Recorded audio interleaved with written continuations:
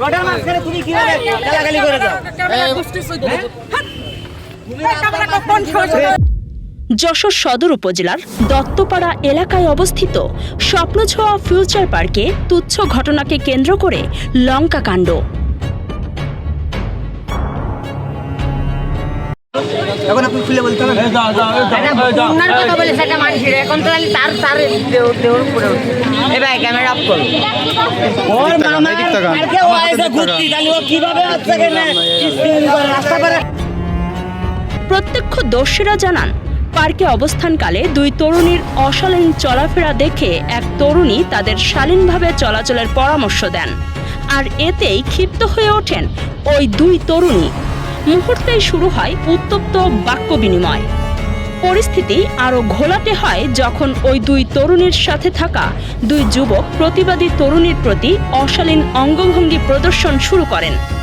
এ সময় পার্কে আসা অন্যান্য দর্শনার্থীদের মধ্যেও আতঙ্ক ছড়িয়ে পড়ে। সংবাদ পেয়ে ঘটনাস্থলে উপস্থিত হওয়া রাতদিন নিউজ এর এক সংবাদকর্মী পেশাগত দায়িত্ব পালনে ভিডিও ধারণ করতে গেলে তাকে বাধা দেওয়া হয়। আমি ওর সামনে দেখেছি, দেখার পরে আমি কাছে কাবু আমি একজনের ডাক দিছি উন্না করা মেয়ের কাছে কাবু এরকম করে মেয়েদের এরকম করে চলো ঠিক। আমি কাছে কি না তো আসছে ওরা আমার বান্ধবী তাই। তারপরে আমি হাত ধরে এরকম কাছে কি আপু আচ্ছা কিছু জন মনে করেন না। তারপরে কয়েকবার না এসব মা বাবার নামে গালাগালি করে হাত মাত দিয়ে দেখায় কি অবস্থা।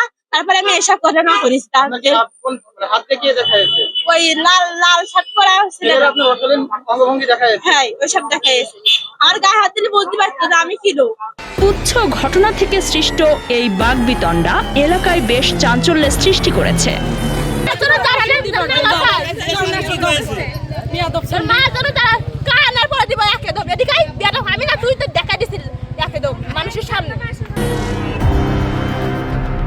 রমজান আলীর তথ্য ও ভিডিও চিত্রে কাজী সাইমা, রাতদিন নিউজ।